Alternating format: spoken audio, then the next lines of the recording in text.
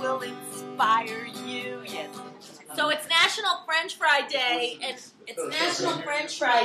and everyone is running to get the fries from Curly's because Curly's supplied them today.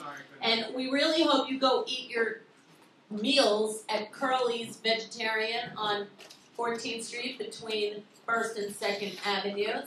They are amazing. Not only... I've ate enough of these to look know at this. Curly's rules. Look at this. A curly fry. They are just amazing. So, all right, we have a new guest now sitting with us right now. And he'll get some fries too. Camillo DiMaria. Is that right? Oh, DiMaria. That's all right. It's close. You know, DiMaria? It should be DiMaria.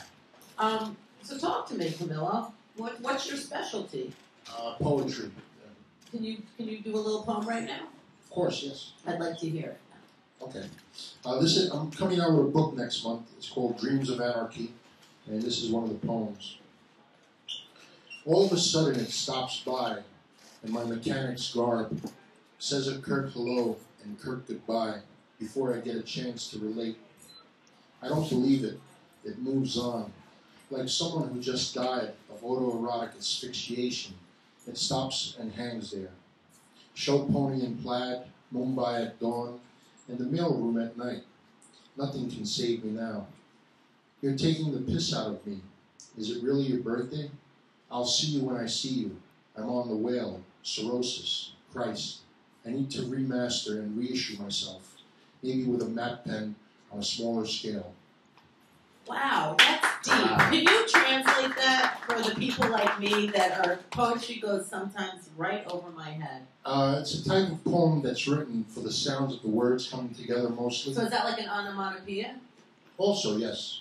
But it's more, these type of poems, I started writing these poems 3 years ago, where they were more for the sound, geared toward the sound. So it's not me being ridiculously ignorant, not understanding it then. So No. I actually, it's a good question then? Yes, very good question. Because so it's actually the sounds of the words that roll into each other. Yes. That's what that is. So it really has no significant It's called meaning. language poetry.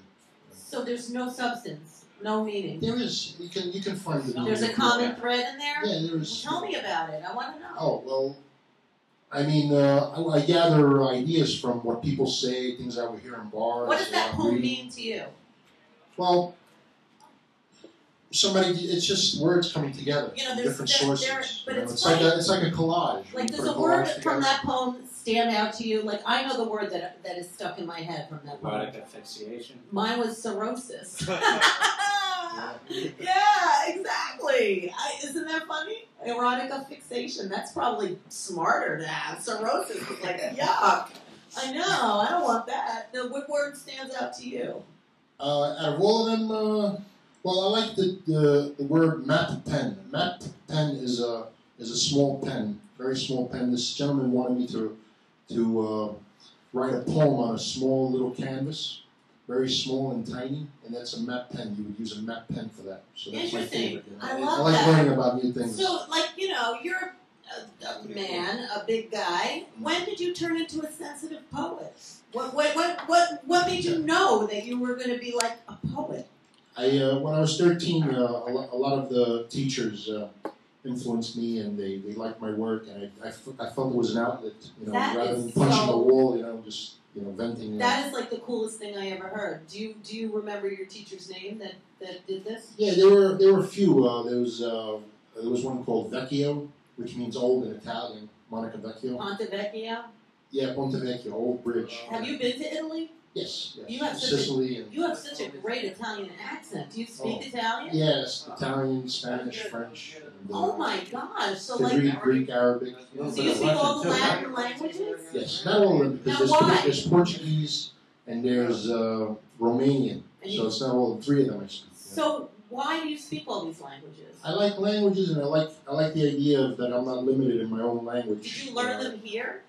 Yeah, I learned them at school and on my own. I'm always constantly, reading about languages and learning. Where are you from? Very good, John.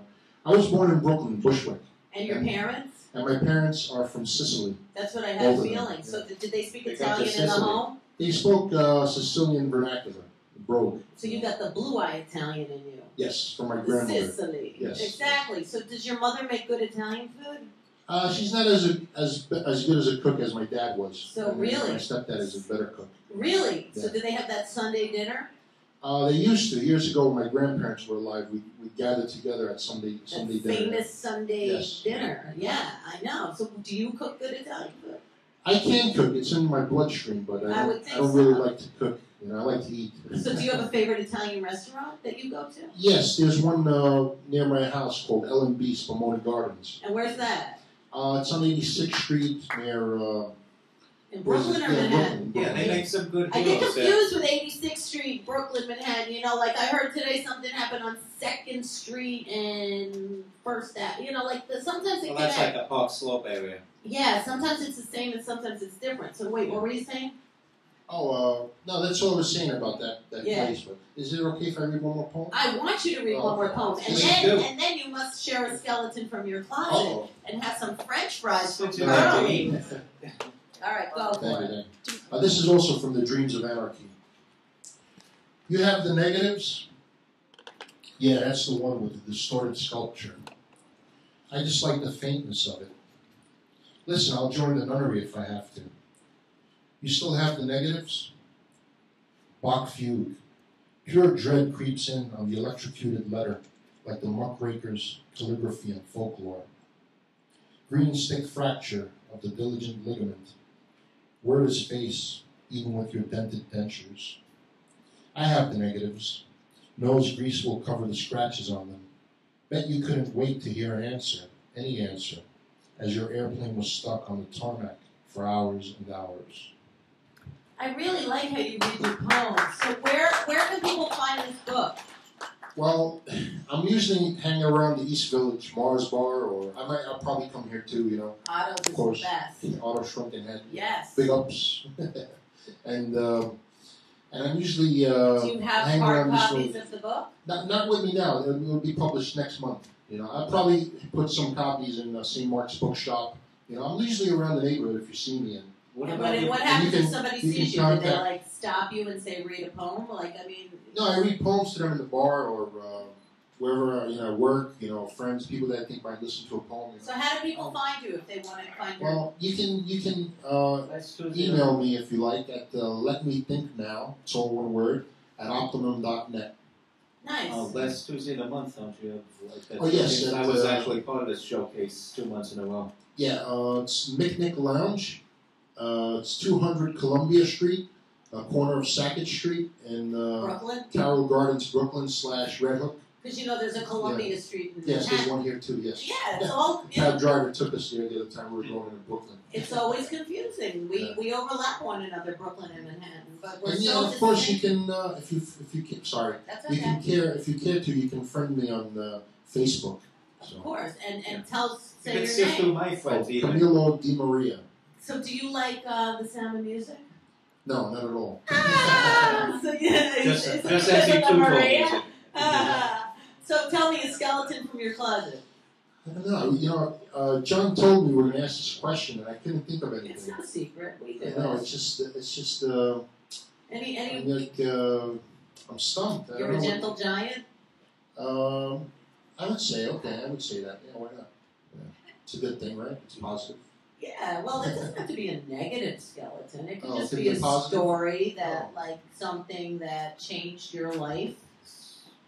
Yeah, doesn't even have to hurt the world that much, you know? Nothing too scandalous. Yeah. No. Well, I lost 20 pounds. Yeah, how'd you do that? Eating the right things within 7 weeks. So, Really? I want to lose more weight. So. What'd you eat for lunch today? Today I had the pollock fish with dry with peas I love Where? fish. Where'd you do at that? Queen Vic on East 4th and 2nd Avenue. Pollock fish? Yeah, pollock. It's sort of like a scrod fish. Okay, and what A you have? scrodfish is sort of like a codfish, and a codfish is sort of like It's funny when you gotta look up a word in the dictionary, and then you gotta look up another word for that word. Yeah. Do you like the thesauruses too? No, I usually like the dictionary. You Yeah. I love when you look up one word, they put another word in the definition, so you go to look up that word, and it sends you back to the initial word you were looking up. Does that ever happen to you? Many times, yes. All right. So you guys are talking the same language here. So, any last shout-outs you have? Anything you want to tell the world? Last shout-outs. I don't know. What? Oh, yeah. Well, okay. My friend Elizabeth Devlin is going to be featured at the Micnic Lounge on Tuesday, July 26th. She's very talented.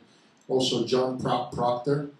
And I forgot the woman's last name. I had it written down, but I didn't bring it with me. Her first name is Anya. She's a musician, too. And so is Elizabeth Devlin. Anya? Anya. So if somebody says a word, it might rhyme with her last name, and then you might remember it?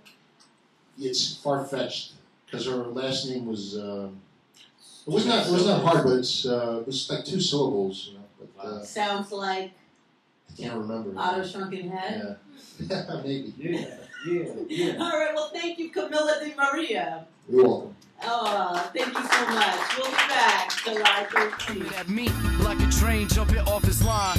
Then I realize there's no change in a person, no matter how hard you try. It's never gonna fly.